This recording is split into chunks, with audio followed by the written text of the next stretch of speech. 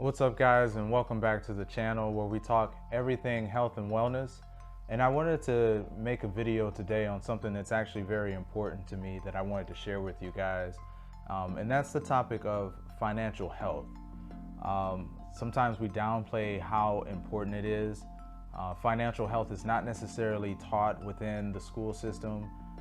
So we grow up as kids and early teenagers not understanding the financial system, how to save money, where money should be invested, what goals should we be saving for. So I wanted to give you guys 3 ways that you can tell whether you are financially healthy or not.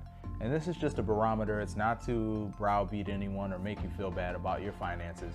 And this applies to anyone across the board, whether you're making 20 grand a year or you're making 2 million. So all of these concepts can help anybody from any type of income bracket if we apply these types of things. So let's look at the first one. So there are 3 elements of financial health. The first one being, how well can you manage your day-to-day finances? So this one, believe it or not, is quite a struggle for a lot of people. Payday comes and we have all this money in our bank account that we just don't know what to do with. And the only thing that we really know is we're supposed to use some of it to pay for bills, and then the rest can go to whatever we like, right? But because of that mentality, it causes us to have more trouble in that area than we should. The second aspect of it is, how well can you absorb a financial shock? So for example, maybe you have some medical expenses that come up, or hopefully not, but if there's a car accident or a fire and things need to be replaced, then how will you be able to recover from that financial setback? How well can you recover from that financial setback? And then the third aspect of it is, are you on track to meet your financial goals? So whether that be saving for a car or saving for a house, paying off debt, investing for your retirement, where are you at as far as those goals? Have you even set them? Are you working towards them? Are you keeping track of those goals along the way? And don't feel bad if you're not there yet. In this video, I'm going to give you guys 8 tips that you can implement to help improve your financial health. So the first behavior is to spend less than you make. And I know that sounds like common sense to a lot of people, but you'd be surprised because we live here in the United States, in a country where consumerism is so popular. That many people live beyond their means, and it doesn't matter whether they're making $6 or 6 figures, they still don't know how to budget that money so that they make more than they spend. Now this is important because what if you want to save for a house or a car, or let's say you have some debt that you want to pay off and get rid of?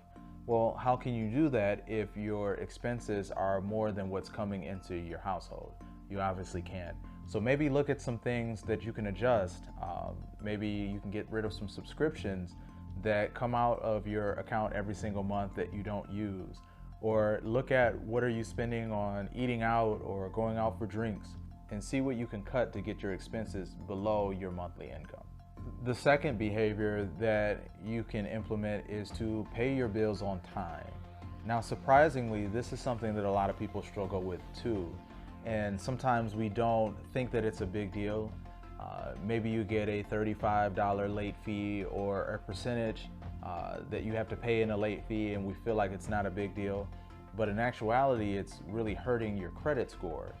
And a bad credit score can then lead to other issues down the road. You end up paying more for insurance, or if you need to borrow some money at some point, then you get an extremely high interest rate, which then makes it difficult to pay for. So pay your bills on time.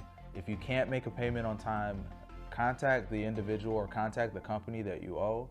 See if you can work out some type of payment arrangement, or let them know, hey, I'm going to be a few days late. Can I give you this amount for now? So that they don't report back to the credit bureaus negatively on your account. Number 3 is you have a decent emergency fund. Now, it's not uncommon to hear that you should have 3 to 6 months saved up as an emergency fund, or quote unquote rainy day fund. But sometimes you can start small. Maybe can you set $250 aside, or start with $1,000 like Dave Ramsey recommends, while you continue to do other things like get yourself out of debt. This will just help to hold off Murphy a little bit, so that when something goes wrong, you can at least absorb it a little bit better. Let's say the water heater goes out, or the furnace, or you need to make some car repairs.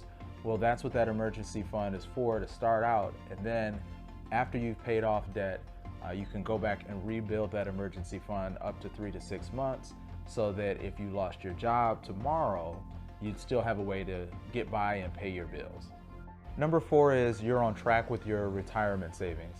Now, I normally don't recommend that people immediately start saving for retirement, which I know is weird to a lot of people. They say that if your job is offering you a 401k, just start dumping money in, or invest in a Roth IRA, or whole life insurance.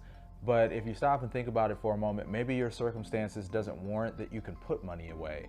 So if you are in debt, we need to eliminate debt first, and then we can look at saving for retirement and putting money in 401ks and things of that nature.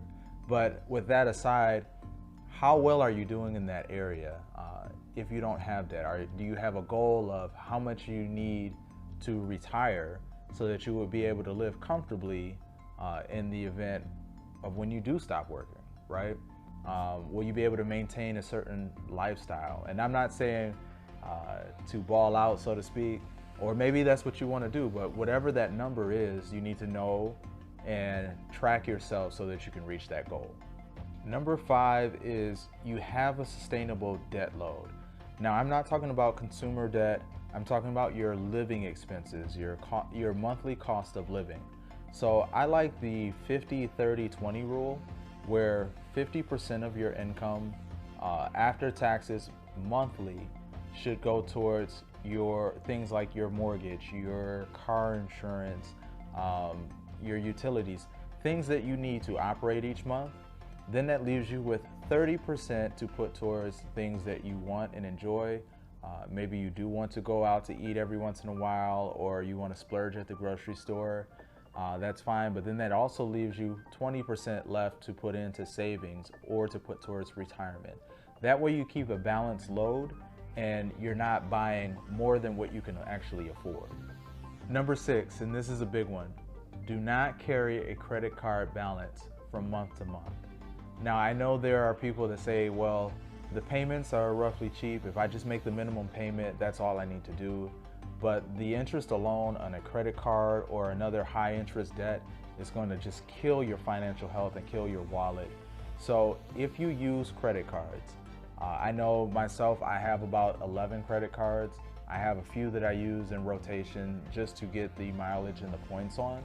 But if you use credit cards, make sure it's paid in full every single month so that you do not pay interest. Do not ever carry a balance to the next month. And also, to go along with that, if you recognize that you're not the kind of person who has control over your spending by having a credit card, do not use them. Maybe use a debit card or just use the cash system. Because having that piece of plastic and just being able to swipe it can easily allow your monthly expenses to balloon out of control. And next thing you're looking at is paying back these high interest credit cards and high interest debts that you then feel like you're underwater and won't ever be able to get from underneath them. So be very responsible with your credit cards. Number 7, and this kind of goes along with it, is to have a good credit score. So it's interesting because a lot of people judge whether they're financially healthy or not based off of their credit score. But one thing you have to remember about a credit score is all it shows is your ability to repay debt. So if you have a 780 or an 800 credit score, that just means you pay back debt very well. It doesn't necessarily say that you save money and invest it very well. But having a good credit score can have its advantages. As I mentioned earlier, your car insurance is based off of your credit score. So having a good credit score can help you lower your premiums. There are some jobs that they actually run your credit profile when they look at hiring you. So it's important to have a good credit score. I don't want to minimize that, but at the same time, it's not the end all be all of being financially healthy. So if you have not, take a look at your credit score. What's on it? That might be one of the goals that you set to improve your credit score if you've had bad credit in the past, because overall improving your score will help improve your financial health. And the last tip I want to give you is to make sure that you're properly insured. So that's your health insurance, your car insurance, your homeowners or your renters insurance, because accidents happen, life happens. So like we talked about earlier, it's important to have an emergency fund, and it will be able to absorb some of the shock from things happening in life. But let's say you have something major like a fire or a major car accident, or even, hopefully this doesn't happen, but if you have a major health condition, make sure that you have insurance so that you don't have to absorb the financial blow. So there you have it. There's 8 tips to help improve your financial health. I gave you 3 factors to determine whether you're financially healthy or not. Feel free to drop in the comments down below your thoughts, or if you have any questions, or tell me what you institute to help improve your financial health on a daily basis. As always, remember to click that subscribe button, hit the bell notification so that you get notified every time we go live with a new video. And until the next one, everyone take care. Peace.